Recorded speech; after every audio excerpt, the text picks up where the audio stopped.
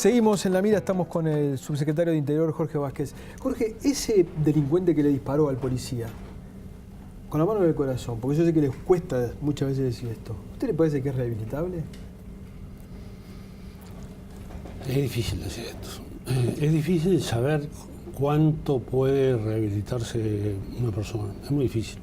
Pero sí se puede afirmar que hay gente que capaz que no este en particular, pero se podría con algunos personajes decir que no son rehabilitables. Yo creo que uno debería tomarse el tiempo para determinar si una persona es rehabilitable o no. Yo le voy a dar una opinión personal. A veces cuando se dice tal pena tal delito hay que sancionarlo con tal pena, parecería como que uno, si está 5 años preso, sale redimido, sale ya pronto para integrarse a la sociedad, ya no pasa más nada. Cuando en realidad la experiencia demuestra de que la gente sale y vuelve a reincidir, sí, y sale y vuelve a reincidir, sí, sale y vuelve a reincidir. También la experiencia demuestra de que no todos están en la cárcel el tiempo necesario como para rehabilitarse.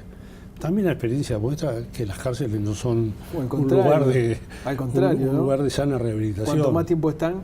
No son. Ahora, ese argumento... Pero debemos cambiar las cárceles. Bueno. Debemos cambiar las cárceles. Entonces, yo diría, lo razonable sería, ¿cuánto tiempo necesita este muchacho el día que lo agarren para rehabilitarse? No sé. No sabemos. No sé. Pero ¿Cuántos años le van a dar? ¿6 años? ¿10? No sé. Eso, digamos, yo creo que el único argumento que hay contra el hecho de que hemos ido aumentando las penas y los delitos han seguido aumentando es la cadena perpetua. Bueno, tenemos un problema a toda la hora, ¿no? Es que, por ejemplo, ahora la policía es más eficiente y tenemos mucho más gente detenida, ¿no? Pasamos de 10.000 presos en el país a 11.000 y pico a una velocidad astronómica, ¿verdad?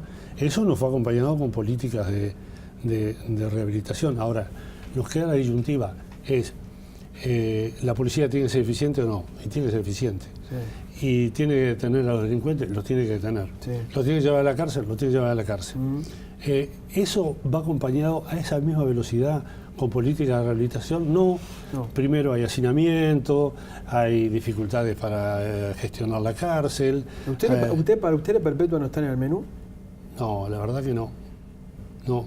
Salvo que alguien que me demuestre que esa persona que va a salir, en cuanto salga va a volver a cometer delito. Ahora, Vázquez, usted señalaba que hay que cambiar las cárceles, pero desde que tengo memoria se habla de que hay que cambiar las cárceles. ¿Por qué no se ha hecho hasta ahora? ¿Por falta de voluntad política o por falta de recursos? No, usted sabe que yo creo que las cárceles han cambiado, hasta hace unos años atrás, han cambiado para peor. No hay que olvidarse de cuando se instalaron los nuevos módulos, que eran las cárceles, las celdas aquellas de acero inoxidable, donde iban a tener excelentes condiciones de reclusión. Las latas. Eso, famosas latas, terminó siendo un desastre. Fue terrible. ¿No? Y hay que tener bien claro, acá, hasta el año 2005, en este país se destruían cárceles y se destruían personas dentro de las cárceles.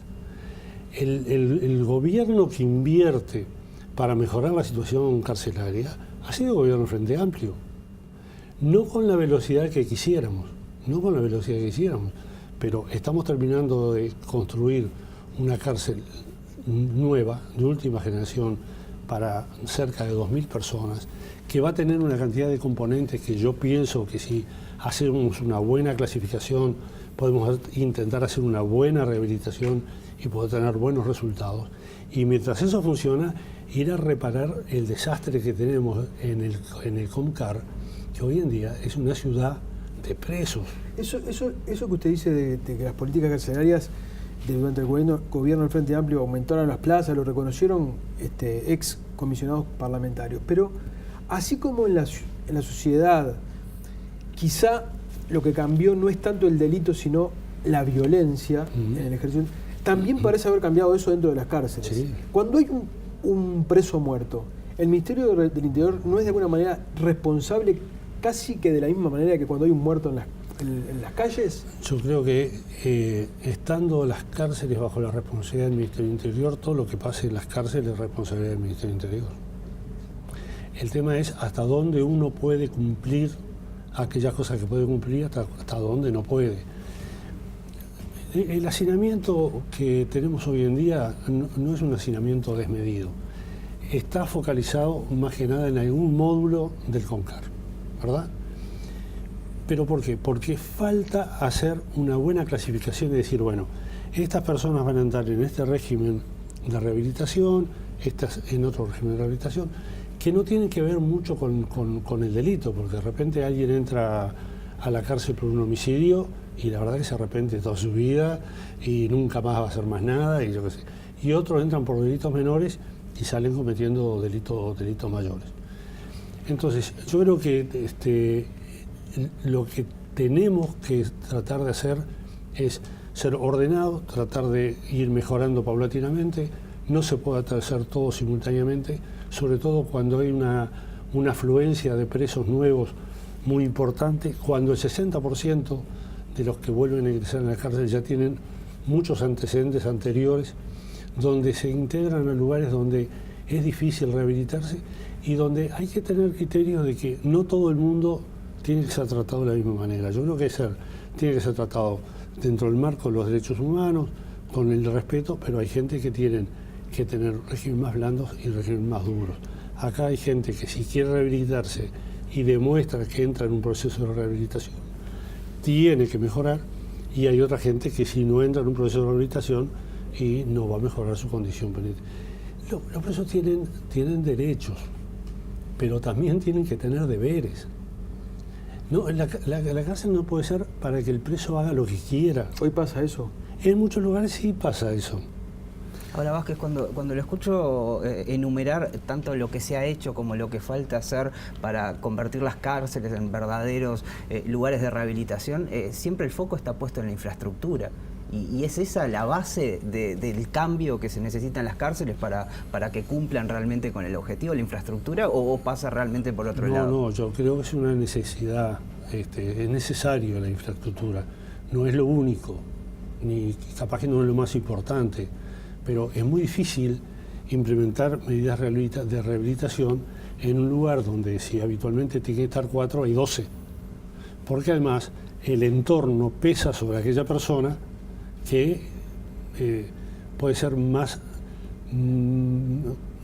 puede ser que sea más fácil de rehabilitar, ¿no? Pesa mucho el entorno. ¿Usted acaba de decir, están fuera de control? No están fuera de control. Falta poder aplicar realmente medidas de rehabilitación eficaces. Lo venimos pensando hace años. Mire, cuando yo estaba con la Junta Nacional de Drogas, como presidente de la Junta Nacional de Drogas, dijimos, vamos a trabajar sobre las cárceles, a ver si podemos, porque hay un impacto muy importante del consumo de drogas en cárcel. Y fue imposible. Lo tuvimos en cuenta, tuvimos la agenda del primer día.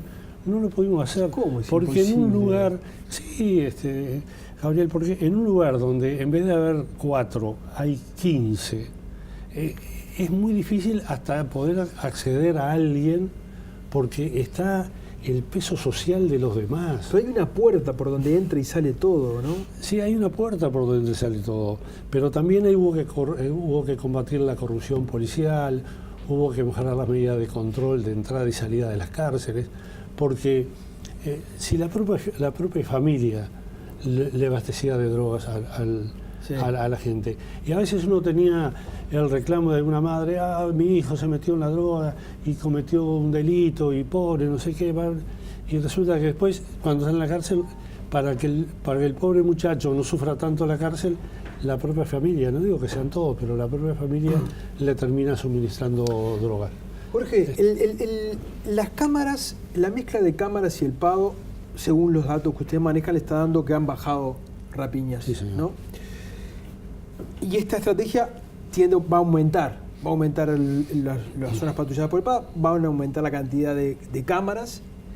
Ese delito que no se comete allí por esa aplicación de esta estrategia, ¿a dónde va? Porque no dejan de... ¿Qué es lo que le dice la teoría? ¿Qué es lo que le dicen los asesores que ustedes estuvieron consultando para diseñar esta estrategia, que todo el software que tienen? ¿A dónde va ese delito? ¿Qué va a pasar? Sí, parte de ese delito a la cárcel.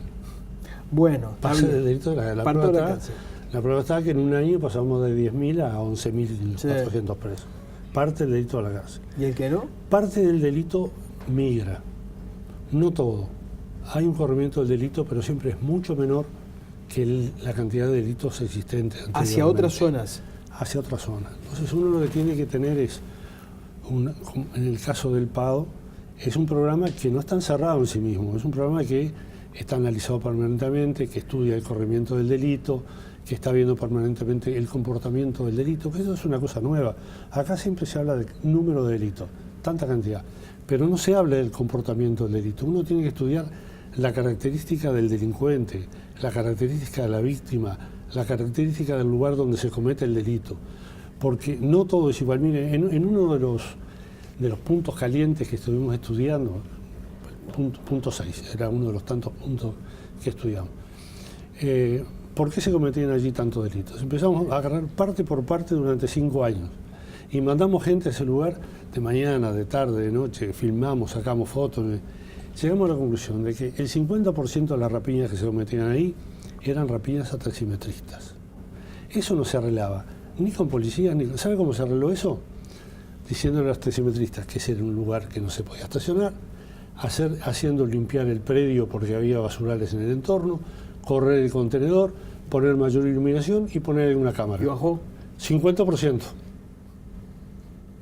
Si eso nosotros lo estamos haciendo permanentemente con la unidad de análisis, lo estamos haciendo permanentemente, y cuando bajan en un lugar nosotros somos capaces de correr el PADO hacia otro lado, y entre un circuito PADO y otro circuito PADO somos capaces de poner los grupos de respuesta táctica, los grupos de respuesta rápida, el delito va a bajar, como está bajando notoriamente. ¿Usted piensa que la reducción del delito va a impactar en la sensación de la gente de inseguridad? No, son dos cosas distintas. Son dos cosas distintas. Y yo lo vengo diciendo hace mucho tiempo. En el delito uno puede tener dos aspectos. Uno es la cantidad de delitos que se cometen. Eso es bien objetivo, uno lo puede medir. Tanto, 50, 1000.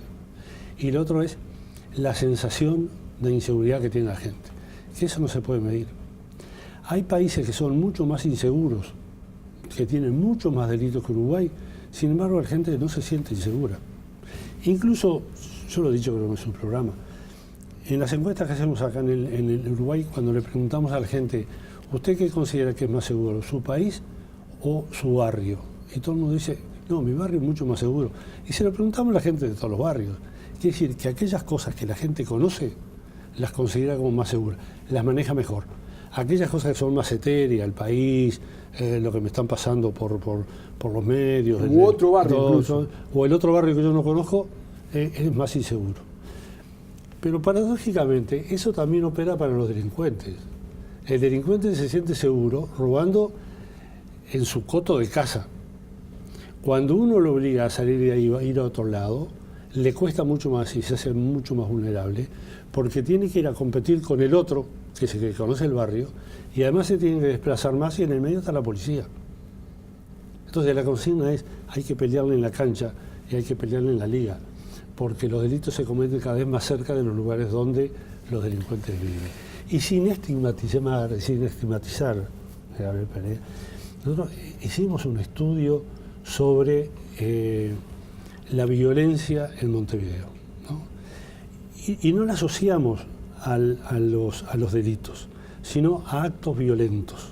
Por ejemplo, violencia doméstica, intento de autoeliminación, intento de suicidio, rapiñas, riñas callejeras. Entonces, hicimos un mapa de Montevideo que coincidentemente da que en los lugares de mayor violencia es donde vive la gente con mayor carencia, donde hay mayor cantidad de niños que se crían, se forman en ese ambiente y aprenden a resolver sus problemas en esas condiciones. Ahí deberían trabajar otros organismos y no solamente el Ministerio del Interior. Por eso nosotros planteamos que los temas de seguridad tienen respuestas integrales. Esto no tiene respuesta solamente policial.